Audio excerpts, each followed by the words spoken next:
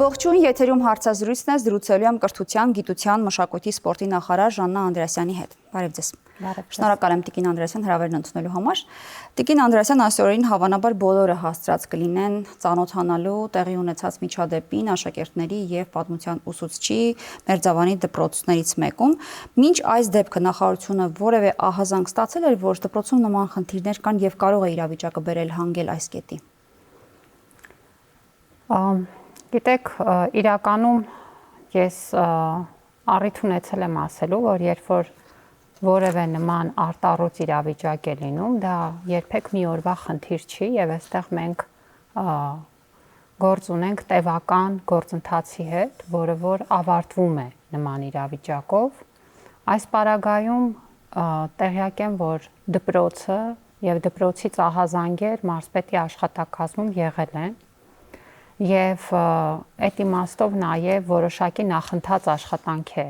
արված եղել, սակայն կարծում եմ, որ այնինչ տեղի ունեցավ ցույց է տալիս, որ այդ աշխատանքը բավարար չի եւ խնդիրները ավելի խորքային են եւ գուցե դրանց պետք է այլ կերպ մոտենալ։ Դուք ո՞նց եք գնահատում դեպքը։ Բնականաբար ծանոթ եմ կրթության նախարարության հայտարարությանը, դատապարտում եք միջադեպը, բայց սա ինչի ցուցիչ է։ Սա իհարկե մի դեպք է մասնավոր, բայց գուցե սա միակը չէ։ Ուղղակի մնացած այլ դեպքերը տեսախցիկներից ու ահունկից են հեռու մնում գուցե։ Դուք ճիշտ եք, կարծում եմ, որ սա միակ դեպքը չի եւ իրականում սա ցույց է տալիս հարաբերությունների այն խնդիրները, որոնք առկա են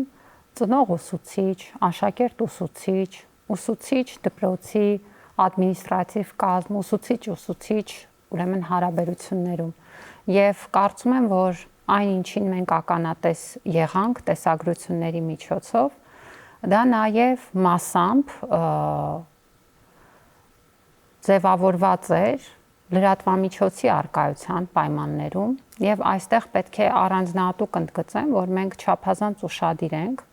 դպրոցներում, հատկապես երեխաների մասնակցությամբ որևէ լուսաբանման գործողությանը։ Սա ինչու եմ շեշտադրում, որովհետեւ դեպքի եւ տեսագրությունների տարածումից հետո մենք տեսանք նաեւ իրավիճակ, որ արդեն առանձին թիրախավորումներ են գնում երեխաների, ինչը անթույլատրելի է։ Նույնքան ինչքան որ անթույլատրելի էր ուսուցչի հանդեպ պահվածքը, եւ ես կարծում եմ, որ այստեղ հատկապես դպրոցի վարչակազմին պետք է հարցեր ուղղվեն։ Գիտեք, որ արդեն իսկ նախարարությունը իր դիրքորոշումը հայտնել է, որ ժամանակավոր պաշտոնակատարը պետք է ազատվի աշխատանքից։ Հիշեցնեմ, որ դպրոցը մարզպետի աշխատակազմի ենթակայության ներքո է եւ մարզպետի որոշմամբ է այդ նշանակումներն ու ազատումները տեղի ունենում, որովհետեւ այն, որ լրագրող է մտնում դպրոց եւ նկարահանում է իրականացնում երեխաների մասնակցությամբ եւ ներգրավվածությամբ, կոնկրետ մի գործընթաց է, որը դպրոցի ղեկավարության ուղիղ արձագանքը պիտի ստանար։ Այսինքն ես այդ տեղից սկսած տեսնում եմ խնդիրներ հենց այդ պահին իրավիճակին արդյունավետ արձագանքելու տեսանկյունից, բայց այն թե ինչ խնդիրներ էր ի հայտ բերում իրավիճակը, այստեղ ինձ համար ամենաառանցքայինը ուսուցչի հանդեպ վերաբերմունքն է, որտեղ խնդիրները տարբեր են, դրանք ակնհայտորեն շատ են։ Բայց վերաբերմունքը առհասարակ բոլորի կողմից, թե աշակերտների, ծնողների, հենց ուսուցչական կազմի, տնօրինության, ում վերաբերմունքն եք շեշտադրում։ Ես որպես կրթության, գիտության, մշակույթի եւ սպորտի նախարար պետք է տարբերակեմ դպրոցի անձնակազմի կողմից վերաբերմունքը, որովհետեւ այստեղ մենք ունենք նաեւ պատասխանատվություն քայլեր ձեռնարկելու եւ հետեւաբար համապատասխան աշխատակիցների իրենց զբաղեցրած պաշտոնի բարեվարկության կանոնների եւ մնացածի պահպանման իմաստով, ինչ վերաբերում է աշակերտներին եւ ծնողներին, այստեղ այլ տիպի աշխատանքի եւ պատասխանատվության կարիք կա։ Բոլորի վարքը խնդրահարույց է։ Դա մի իրավիճակ է, որտեղ կարծում եմ ներգրավված յուրաքանչյուր անձ իրան պիտի հարցեր տա։ Եվ ես կարծում եմ, որ այդ իրավիճակը նաև շատ սիմպտոմատիկ է, որպեսզի մենք հասկանանք, թե ինչպես են մեր դպրոցներում ծնողները առնչվում դպրոցի հետ, ներգրավում, որն է ընդհանրապես դրա իմաստն ու նշանակությունը, ինչպես են ուսուցիչները իրենց գոլեգաների հանդեպ իրենց պահում, ինչպես են սովորողները արձագանքում իրենց ուսուցիչներին, ցանկացած դրվագ այդտեղ խնդրեմ է պարունակում եւ այդ բոլոր խնդիրները պետք է վերլուծվեն։ Սա արդյոք ցուցիչ է կամ լակմուսի թուղթ է, որ մենք հասկանանք, որ հանրակրթական հաստատություններում, դպրոցներում իսկապես կա ուսուցչի ինստիտուտի նկատմամբ անհարգալից վերաբերմունք։ Եվ եթե այդպես է, ինչ միջոցներ ու քայլեր են հարկավոր։ Գիտեք, այստեղ մի քանի շերտով խնդիրներ ունենք, եթե կոնկրետ այս դեպքը վերլուծենք, կարծում եմ այդտեղ շատ կարևոր է նաև հասկանալ, որ տվյալ դպրոցի ուսուցիչը չի հանդիսանում այդ բնակավայրի բնակիչ։ Եվ կարծում եմ, որ սա նույնպես վերաբերմունքի ցուցիչ է, որովհետև մենք հատկապես մեր գյուղական բնակավայրերում երբեմն կարող ենք տեսնել այսպես յուրայինների եւ ոչ յուրայինների բաժանում, հատկապես երբ որ խոսքը գնում է տվյալ բնակավայրում բնակվող եւ չբնակվող մարդկանց հանդեպ վերաբերմունքի։ Բացի դրանից մենք այստեղ կարող ենք տեսնել ուսուցչի հանդեպ վերաբերմունքի կոնկրետ ուրեմն դրսևորում ծնողների կողմից։ Գիտեք, ուսուցչի հանդեպ վերաբերմունքը իրականում մի բան է, որը ձևավորվում է ընտանիքներում եւ հետո շարունակվում դպրոցներում։ Եվ այն միջավայրը, որում մեր ընտանիքների մի մասում ձևավորվում է այդ վերաբերմունքը, բացարձակապես չի նպաստում հարգալից մոտեցմանը։ Ավելին, կարծում եմ մեր ընտանիքների համար շատ ընդունված է, երբ որ երեխաներին քարոզում են բռնություն։ Թող որևէ մեկը չզարմանա իմ այս խոսքերից։ Մենք կարծում եմ ամենաստանդարտ իրավիճակներում, փողոցում, խանութում, ամենատարբեր իրավիճակներում տեսնում ենք ինչպես են մարդիկ իրենց երեխաներին սովորեցնում, որ եթե որևէ մեկը կնեղացնի իրեն, թարս կնայի կամ մի բառ կասի, որ իրեն դուր չի գա, ինչպես բռնությամբ արձագանքել այդ իրավիճակին։ Սա կարծում եմ, որ մի եթե չասեմ համատարած, շատ գերակշռող մոտեցում է մեր ընտանիքներում երեխաների դաստիարակությանը։ Մենք պետք է շատ պարզ պատկերացնենք ինչ է տեղի ունենում։ Երեխան ամեն օր լսում է, թե ինչպես պետք է արձագանքի դիմացինին, երբ որ իրեն որևէ բան թվում է ոչ ճիշտ կամ էլ դուր չի գալիս։ Եվ այս բռնության, անհանդուրժողականության, ագրեսիվության պաշարով երեխաները գալիս են դպրոց։ Ինչը որ մենք տեսանք հենց այդ դպրոցում, երեխաների խոսքից բնավ չթիրախավորելով երեխաներին։ Այո, եւ կարծում եմ ցանկացած իրավիճակում, երբ որ երեխայի վարքը խնդրահարույց է, իրենց հարց պիտի տան մեծերը, որովհետև այդտեղ բոլոր մեծահասակները, որոնք որ առնչվում են երեխաների հետ, նշանակում է, որ իրենց բաժին գործը լավ չեն արել։ Տիկին նախարար, բայց նույն այդ երեխայի վարքի հետ կապված խնդիրների առաջ գալու հիմնական կամ գերակշիռ մասը նաև պայմանավորված է լավ կամ վատ ուսուցչի վերաբերմունքից, այսինքն նույն ընտանիքը շատ կարևոր է, բայց նաև ուսուցիչը ինքը պիտի կարողանա չէ նպաստել երեխայի վարքի ճիշտ ձևավորմանը։ Իհարկե, պիտի կարողանա եւ դա այն է, ինչը որ պետք է մանկավարժական գործունեության հիմքում լինի։ Սակայն եկեք երկու բան հաշվի առնենք։ Նախ մեր դպրոցը անջատ չի մեր հասարակությունից եւ այն բոլոր խնդիրները, որ կան մեր հանրային կյանքում, գրեթե նույնությամբ առկա են նաեւ դպրոցներում։ Այն բոլոր խնդիրները, որ կան մեր արժեքների, դիրքորոշումների, մոտեցումների մեջ, ինչու պետք է էապես տարբեր լինեն դպրոցներում։ Դպրոցները դրա մի մասն են եւ կրում են այդ բոլոր նաեւ բացասական երևույթները իրենց մեջ։ Երկրորդը, ոչ բոլոր ուսուցիչներն են, այո, որ ունեն բավարար մանկավարժական հմտություններ այդ իրավիճակներին ճիշտ արձագանքելու, բայց կա նաեւ երրորդը։ Այդ աշխատանքը արդյունավետ է, երբ որ այդտեղ ուսուցիչն ու ընտանիքը իրար հետ են աշխատում։ Երբ որ երեխան դպրոցում լսում է մի բան, իսկ ընտանիքում ուղիղ դրա հակառակը, այստեղ արդեն կոնֆլիկտ է եւ կախված նրանից, թե որ աղբյուրն է երեխայի համար ավելի հեղինակավոր, այդ աղբյուրի ազդեցությունն էլ կարող է լինել ավելի մեծ։ Ինչպես պիտի դպրոցը ավելի հեղինակավոր դառնա երեխայի համար, եթե ընտանիքում բռնության քարոզի հետ միասին սովորաբար երեխաներին նաև կամահրական վերաբերմունք է սովորեցվում կրթության, դպրոցի ուսուցիչների նկատմամբ։ Եվ ես կարծում եմ, որ մենք պիտի ընդունենք, որ ընտանիքներում ընդհանրապես ծնողավարության շատ լուրջ խնդիր ունենք եւ առնվազն որոշակի տարիքից դասարանից սկսած այն ինչ մենք նկատում ենք նաև ծնողների անտարբերության մեծացումն է հանդեպ իրենց երեխաները եւ հանդեպ նրանց կրթությունը եւ սա արտացոլվում է նաև այն բոլոր կոնկրետ իրավիճակներով, որոնք դիտարկում ենք։ Հիմա դպրոցի տնօրենի ժամանակավոր պաշտոնակատարը պետք է ազատվի աշխատանքից, թեև պահանջը ուսուցչի ազատումն էր։ Ամեն դեպքում, եթե տնօրենի ժամանակավոր պաշտոնակատարն ազատվում է տիկին նախարար աշխատանքից, միևնույն է լարվածությունը շարունակելու է պահպանվել, որովհետև նույն ուսուցիչը դեռ շարունակում է աշխատել դպրոցում, վերաբերմունքը աշակերտների, ծնողների, այդ թվում ուսուցչական կազմի եւ միգուցե տնօրենության, ոչ տնօրենի գլխավորությամբ շարունակվելու է։ Այս լարվածության հետ ինչ անել։ Գիտեք, այդտեղ աշխատանք է պետք,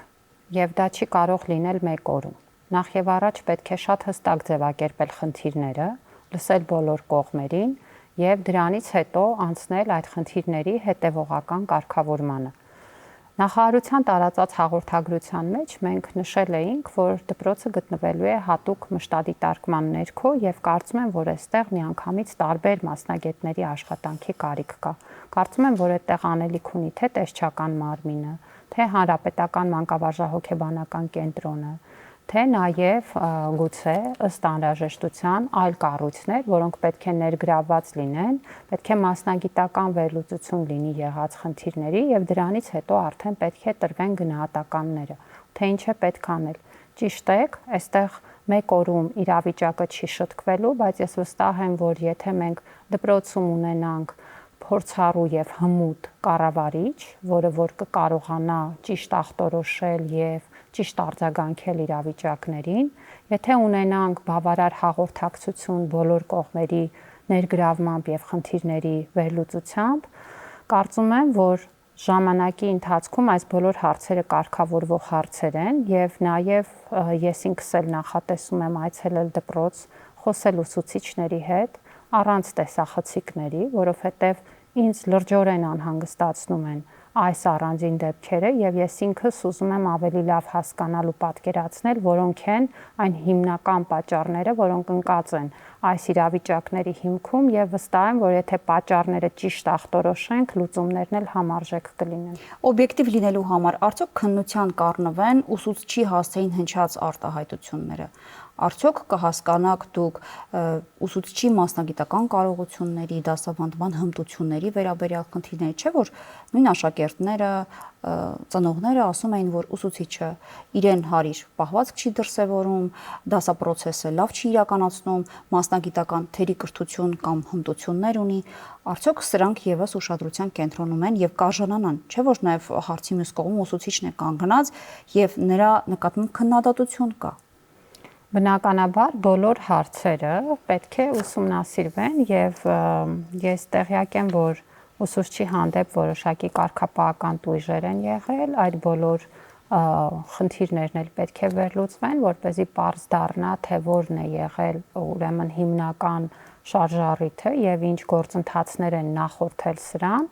բայց սա չի չեղարկում դեպքի կոնկրետ գնահատականը։ Այն ինչ տեղի է ունեցել ու ինչպես տեղի է ունեցել ուսուցչի նկատմամբ, նման թիրախավորումը անթույլատրելի է։ Դա խնդրի լուծման եղանակ չի։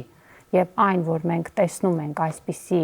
տեսագրություններով արտացոլված իրավիճակ, նշանակում է, որ աշխատանք չի արվել։ Լավ, մեկ այլ հարցի գանք։ Այլ խնդիր է կրկին դպրոցներում թմրանյութերի օգտագործումը կամ տարածումը։ Վերջերս մի աղմկահարույց դեպքի մասին լսեցինք, այս անգամ արդեն Մղչանի դպրոցներից մեկում, երբ բարձր դասարանցիները 4-րդ դասարանցիներին ստիպողաբար թմրանյութ էին տվել։ Ոնց եք պատկերացնում այս խնդրի վերահսկողությունը, ընդհանուր իրավիճակին գնահատական խնդրում տվեք եւ ասեք, ոնց եք պատկերացնում վերահսկողությունը ձեր լիազորությունների տիրույթում։ Ոնց կարող է նման բան տեղի ունենալ։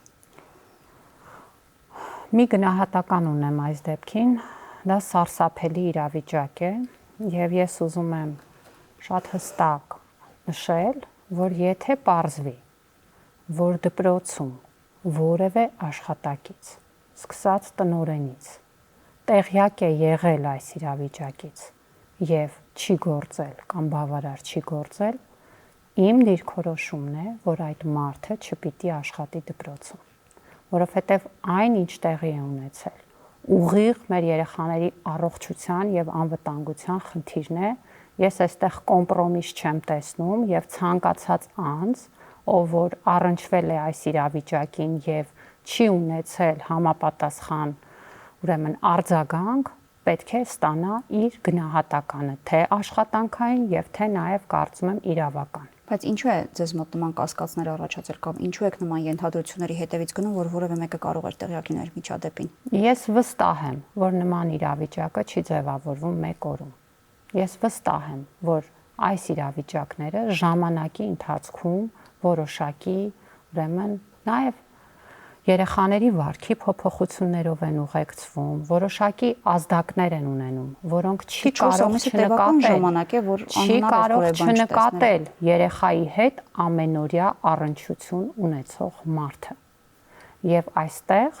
այն դեպքն է, երբ որ ես ուղիղ տեսնում եմ նաև դպրոցի պատասխանատվությունը։ Գիտեք, ընտանիքներն ու ծնողները ունեն իրենց խնդիրները։ Ես կրթության նախարարն եմ։ Իմ խնդիրն է հետևել, որպեսզի մեր դպրոցներում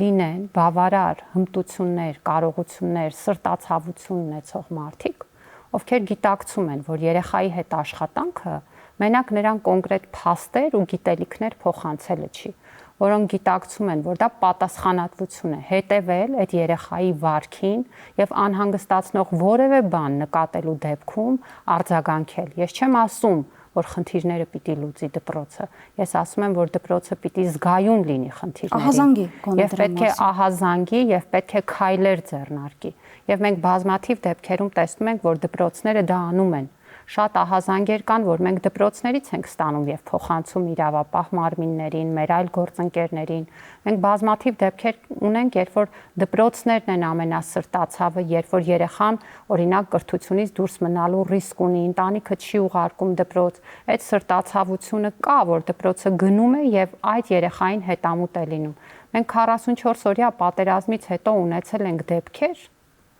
երբ որ դպրոցի անձնակազմն է իր նախկին շրջանավարտի կողքին եղել առաջին հերթին, ամենատարբեր իրավիճակներում։ Ուզում եմ ասել, որ դպրոցները իրականում այս գործառույթը անում են։ Այս կոնկրետ դեպքում չէր կարող 4 ամիս տևած իրավիճակը դպրոցում աննկատ անցնել։ Սա նշանակում է, որ ինչ որ մեկը իր տեղում չի եղել այնպես, ինչպես պիտի լիներ։ Ու քանի որ սա շատ սկզբունքային հարց է, եւ մենք պետք է կանխարգելիչ ու նաեւ եղած դեպքերին ճիշտ արձագանքելու բոլոր մեթոդներով գնանք, մեր նախարարությունը իր լիազորությունների շրջանակներում մյուսները իրենց, սա նշանակում է, որ այստեղ, ինչպես նշեցի, կոմպրոմիսների տեղ չի։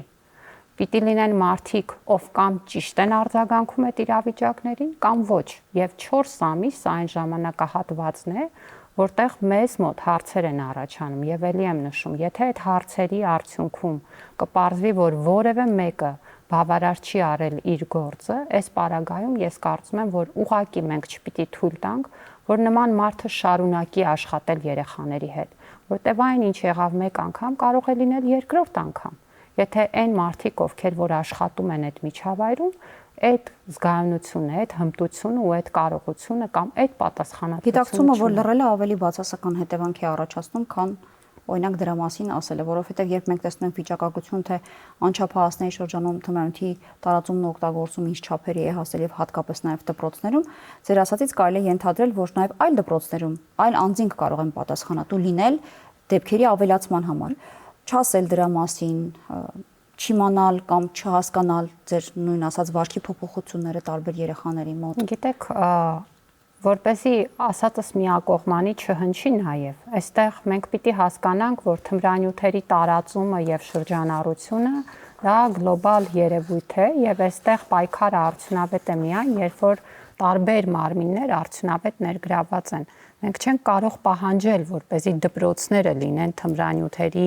ուրեմն շրջանառության դեմ պայքարի հիմնական առաջամարտիկը։ Այդպես չի կարող լինել։ Մյուս մարմիններն էլ պիտի իրենց գործառույթը իրականացնեն, եւ այստեղ ես խոսում եմ այս պահին, որովհետեւ քննություն է ընթանում եւ իրավապահ մարմինները բնականաբար կարծում եմ այս հարցերի պատասխանները ամբողջությամբ կտան։ Ես այստեղ խոսում եմ պատասխանատվության այն շրջանակի մասին, որը որ իմ ղեկավարած գերատեսչության ներքո եմ դիտում, բայց ընդհանուր առմամբ մենք դպրոցներում այս ուղղությամբ աշխատանքները պետք է շատ ավելի մեծ ծավալով իրականացնենք։ Գիտեք, որոշ ժամանակ առաջ կառավարությունում քննարկվում էր նաև թմրանյութերի դեմ պայքարի ռազմավարությունը, եւ հիմա մենք նաև դպրոցների անվտանգության ստանդարտի քննարկման փուլում ենք, Ներքին գործերի նախարարության հետ էլ աշխատում ենք նաև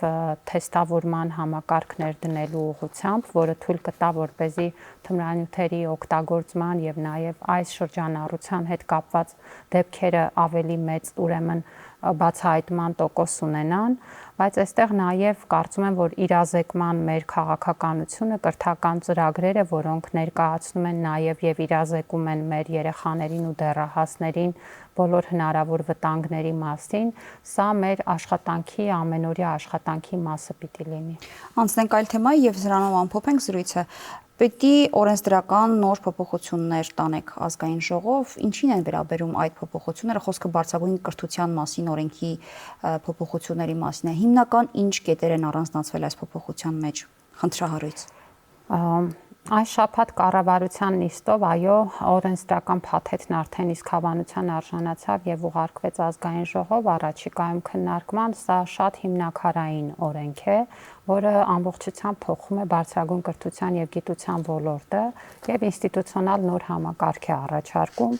Օրենսդրական այս փոփոխությունը շատ երկար պատմություն ունի, 10 տարուց ավել է ինչ քննարկվում է, որ ոլորտում նոր օրենք է պետք։ Մենք ունեցանք իրավիճակ, երբ որ 21 թվականին ազգային ժողովը ընդունեց մի տարբերակ, այնուհետև սահմանադրական դատարանի որոշմամբ դա ուժի մեջ չմտավ, հետո մենք անցանք լրամշակման մի քանի փուլ, հիմնվելով կրթության զարգացման ռազմավարության վրա, որտեղ գիտեք հիմնական թիրախները դրված են բուհերի մրցունակության բարձրացման, նաև խոշորացման եւ գիտական կազմակերպությունների հետ միավորման գործընթացի վրա, ինչպես նաև միջազգային մրցունակությունը վարկանիշային համակարգերում ամրապնդելու, օտարերկրյա ուսանողներ ներգրավելու եւ այլ ուղղություններով, եւ մեր ամենակարևոր հայեցակարգային ծրագրերից մեկը ակադեմիական քաղաքը։ Այս բոլոր ռազմավարական թիրախները պատշաճ արտացոլված են այս օրենսդրական փաթեթում եւ մենք նախատեսում ենք, որ նոր օրենքի ընդունումից հետո արդեն իսկ մենք կստեղծենք ինստիտուցիոնալ հիմքեր նոր որակի, միջազգայինորեն մրցունակ որակի բարձրագույն կրթության եւ գիտության համար եւ բազմաթիվ են փոփոխությունները, ես 1-2 շեշտադրում անեմ, որոնք նաև կարծում եմ կառավարության քաղաքական հանձնառությունների շրջանակում են, ամբողջությամբ փոխվում է կառավարման համակարգը, մենք նախ ավելի հորիզոնական, հակակշիռների վրա հիմնված ուրեմն որոշումների կայացման մեխանիզմներ ենք նախատեսել, էթիկայի առանձին մարմին ենք նախատեսել, որը պետք է նաև բարևարկության հետ կապված տարբեր հարցեր քննի, ակադեմիական միավորների ինքնավարության նոր աստիճան ենք պլանավորել եւ նաև այստեղ էապես ուրեմն սահմանափակում ենք այն ազդեցությունները, որ կարող է ունենալ քաղաքական համակարգը, բուհական համակարգի վրա։ Կուսակցականները չպիտի լինեն։ Այո, եւ այն հանձնառությունը, որ կուսակցական եւ պետական պաշտոն զբաղեցնող անձինք ներգրավեն կառավարման եւ ղեկավար պաշտոններում, ուրեմն այս արգելքը սահմանում ենք օրենքով։ Օրենքի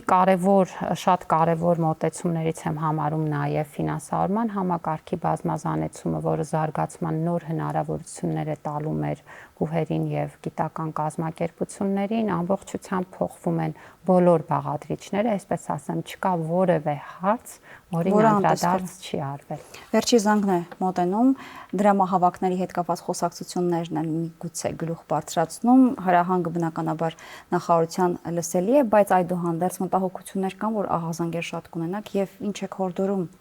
դպրոցներին այս առումով։ Մենք հորդորում ենք ուշադրություն դարձնել օրվա բովանդակությանը, ոչ թե արտաքին շղարշին։ Իսկ դա մի շատ կարևոր օր է, երբ մեր դպրոցների շրջանավարտները ամփոփում են կարևոր փուլ իրենց կյանքում եւ պատրաստվում են հաջորդ փուլին։ Եվ այդ օրը առաջին հերթին նրանց հույզերի, էմոցիաների, մտքերի ամփոփման օր պիտի լինի։ Հենց այդ պատճառով մենք մշակութային վերջին զանգի նախաձեռնությունը մեկնարկեցինք, պիտի ասեմ, որ բավական ակտիվ է, ձևավորել ենք ժյուրիներ բոլոր մարզերի եւ Երևանի համար համապատասխան մասնագետներից ներգրավված, որոնք որ գնահատելու են մշակութային վերջին զանգերը եւ արդեն իսկ տեսնում ենք շատ մեծ հետաքրքրություն եւ մշակութային վերջին զանգի իմաստն այն էր, որ դպրոցական բեմերը մեր երեխաների ստեղծագործության ու մտքի տեղերը լինեն, հարթակները լինեն եւ գրված սցենարները փոխարինվեն մեր երեխաների մտքով եւ խոսքով։ Եվ վստահ եմ, որ այս մշակութային վերջին զանգի նախաձեռնությունը, որն այս տարի առաջին անգամ է, Նաև հաջորդ տարի հիմք կդառնա, որպեսզի մեր դպրոցները ավելի մեծ ծավալով փոխեն ձևաչափը եւ գնան այս ձևով այդ օրը նշանավորելու ճանապարհով։ Գիտեք, դրամահավաքները նաև բովանդակության պակասի վկայությունն են։ Երբ որ շատ բան չունես կամ չգիտես ասելու, պատրաստի սցենարները, տարաբնույթ տեսախցիկները, անհասկանալի շքեղության նվերները եւ այլ ճոխությունները գալիս են ծածկելու բովանդակության բայց վերջին տարիներին դրանք կարծես թե քչացել են, չէ՞, տիկին նախարար, եթե արձանագրենք, թե այդպես ես ձեր չափ լավատես չեմ, բայց ես լավատես եմ, որովհետեւ շատ դրական արձագանքներ ունենք դպրոցներից ու ես ավելի քան վստահ եմ, որ եթե մենք մեր երեխաներին մի փոքր ավել վստահենք եւ այդ օրը բեմը վստահենք նրանց, մենք շատ ավելի ողջավորված, որպես ծնողներ, որպես ուսուցիչներ, որպես նրանց կրթությանը մասնակցած մարդիկ, այդ օրը եւ շատ ավելի հուզված կհեռանանք, շատ ավելի գնահատված եւ շատ ավելի տպավորված են արդյունքներով, որ կան։ Շնորհակալ եմ զրույցի համար։ Շնորհակալություն։ Զրուցակիցս Ժաննա Անդրեասյանն էր, կհանդիպենք։